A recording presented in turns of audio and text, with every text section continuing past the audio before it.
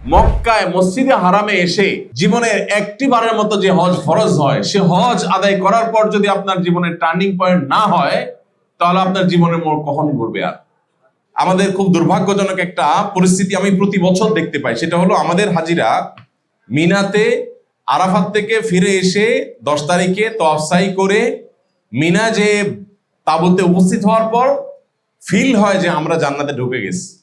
এরপর আর ওই আগের ফিলটা আর পাওয়া যায় না, হাজিদের হয়ে ভাবটা আর পাওয়া যায় না। এরপর আড্ডা ফাড্ডা, গল্প গুজব, তালবিয়া নাই, দোয়া নাই, জিকির নাই, কিচ্ছু নাই। অতএব আমি এখন ফ্রি হয়ে গেছি। তো এখন যারা মক্কায় যে কয়েকদিন আসেন থাকবেন, আপনাদেরকে শয়তান এখন সবচেয়ে বেশি ব্যস্ত করে রাখবে হলো আড্ডাবাজিতে। এই জন্য মেহরবানি করে চ্যালেঞ্জ নেবেন যে আপনি হারাম শরীফে মন ভরে তওয়াফ এবং ইবাদতের সুযোগ এতদিন পান নাই, এখন সুযোগ তৈরি হয়েছে।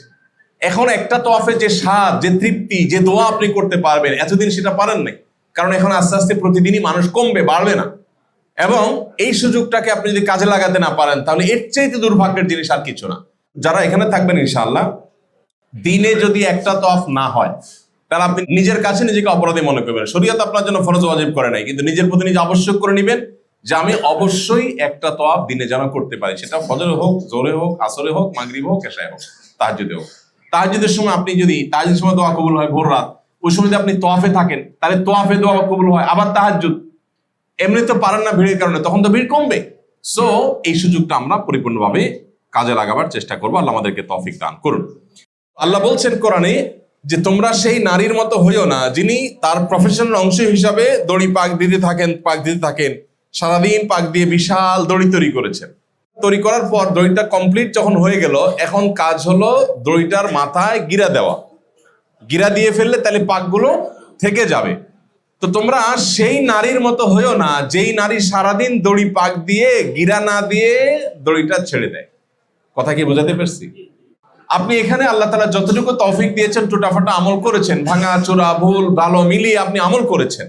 এখন আপনার কাজ হলো গিরা দেওয়া, যাতে আমলগুলো নষ্ট না হয়। গিরা কিভাবে হবে? হজটা আমার জীবনে একটা ছাপ ফেলে যেতে হবে।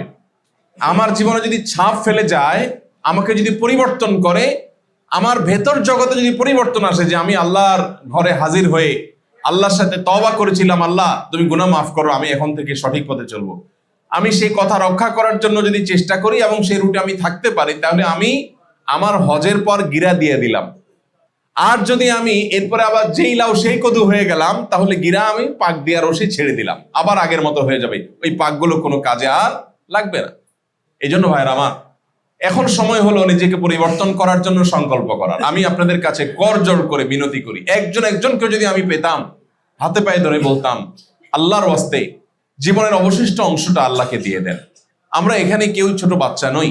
এখানে যারা আছি আমরা বেশিরভাগ মানুষই 40+ হয়ে গেছি। কিছু ভাইরা আমাদের 2-4 জন মানুষ আছেন, বা 2-4টা আমাদের ছেলে মেয়ে আছে যারা অনেক ছোট বয়সে, হয়তো ওরা, আর বাকি সবাই আমরা বয়সে অনেক বড় পরিণত হয়ে গেছি।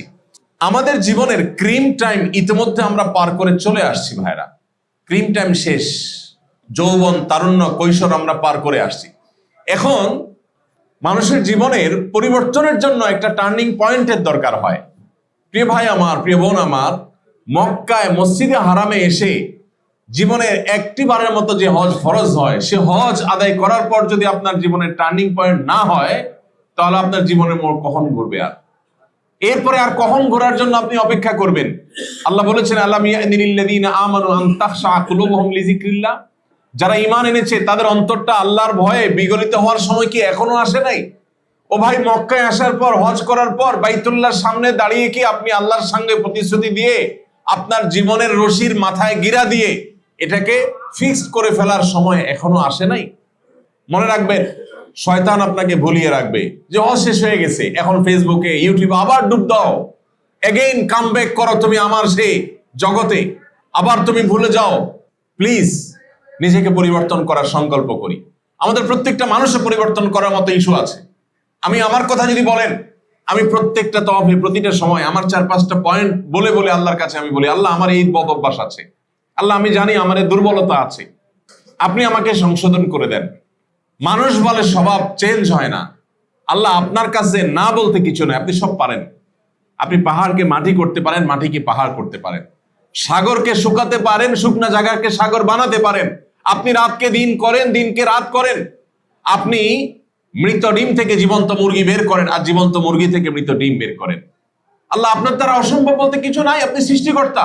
বিধায় আমার মতো এই বদভ্যাসের রোগীকে আপনি সম্পূর্ণভাবে পরিবর্তন করতে পারেন। আমি বিশ্বাস করি, আমার সেই ইয়াকিন আছে আপনি করেন সেটা।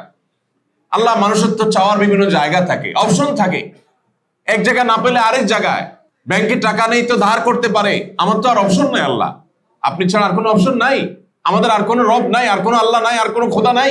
সো আপনাকে, আপনার কাছ থেকে আমার না পেলে আমি খালি হাতে যেতে হবে। ওয়ালা তারুদ্দানা খায়বিন, আল্লাহ খালি হাতে আমাদেরকে ফিরিয়ে দিবেন না। আল্লাহ, এত কষ্ট করে আসছি, এই আরাফাতে, মিনা, মুজদালিফা, এত হ্যাসেল নিয়েছি আল্লাহ, এত পেরেশানি নিয়েছি, এত রিস্ক নিয়েছি, এত পায়ের ব্যথা, এত কষ্ট, মা বোনদের এই গরমে এই বোরকা মেনটেন করে এত কষ্ট, পুরুষদের মতো করে তাদের মতো করে কষ্ট। আল্লাহ, এত কিছু করেছি, আমি যেন খালি হাতে চলে না যাই।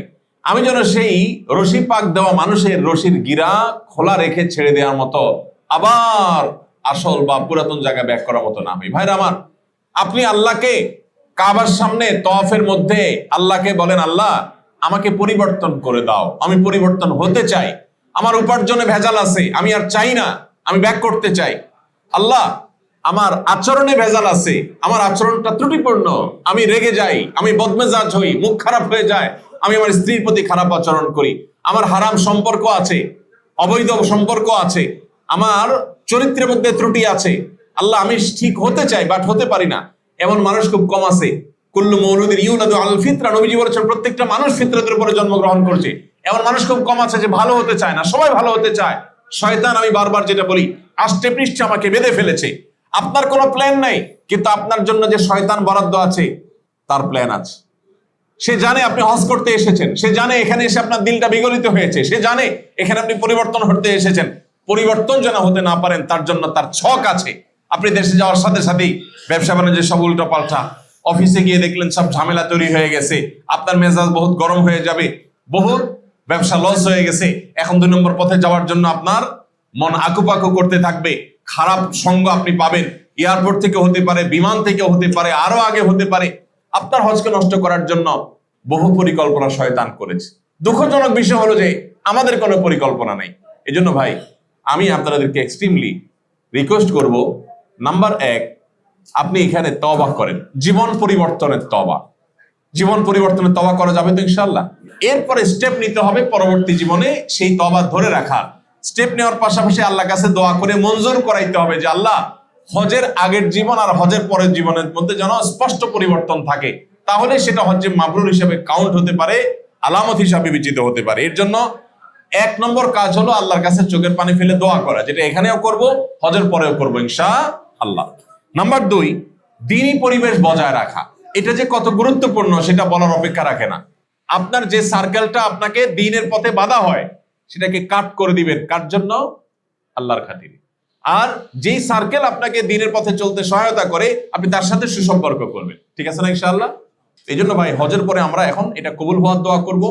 আল্লাহ, কত দোয়া করেছি, তুমি দোয়াগুলো কবুল করে নাও। আর দ্বিতীয়ত হলো, ভুল ত্রুটি যেগুলো হয়েছে নিজের অজান্তে সেগুলো তুমি মাফ করে দাও। আমি যদিও ভালো কাজ করেছি, যদি আল্লাহ অ্যাকসেপ্ট না করে, এই জন্য তার অন্তর মধ্যে এক ধরনের ভয় নিয়ে তিনি আল্লাহর কাছে বিনয়ী থাকবেন। আমাদের এখন সেই সময়টা যাচ্ছে, আমরা এখন দোয়া করব, আল্লাহ যেন কবুল করেন। চেষ্টা করবো তো ইনশাআল্লাহ ভাই।